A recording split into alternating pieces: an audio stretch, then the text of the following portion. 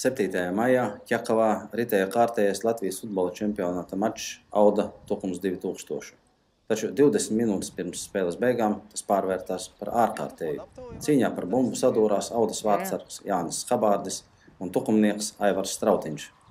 5 minūtes pēc sadursmes stadionā jau bija ātrā palīdzība, kas Aivaru komas stāvoklī nogādāja Pavla Stradiņa slimnīcā. Cietušajiem tika konstatēts galvaskausa lūzums, asins izplūdums un smadzeņu satricinājums. Neskatoties uz veselības problēmām, Aivars ir apņēmības pilns turpināt futbolista karjeru. Futbols, ģimene un pankūks. Tas ir trīs lietas, ko no manis nedabūs nekad ārā. Futbola kluba Tukums 2000 treneris Arķems Grucins uzskata, ka traģisko situāciju glāba operācija, ko veica neiroķirurģi Valēnis un Putniņš. Treneris ir norūpējies par savu futbolista veselību, taču ir pārliecināts, ka Aivars ir spējīgs tikt galā ar jebkurām problēmām.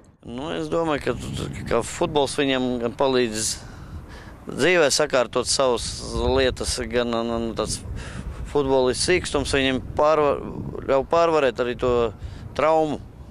Un satiekot viņu tagad, es redzu, ka cilvēkam vēlme vēl izspēlēt. Ceram uz viņu ātrāk atveseļošanos un atgriešanos komandā. Pēc slimnīcā pavadītām 2 nedēļām Aivars Strautiņš ir atgriezies dzimtajā pusē Slampē, kur turpina atlapt pēc operācijas un ar nepacietību gaida, kad varēs atkal spēlēt.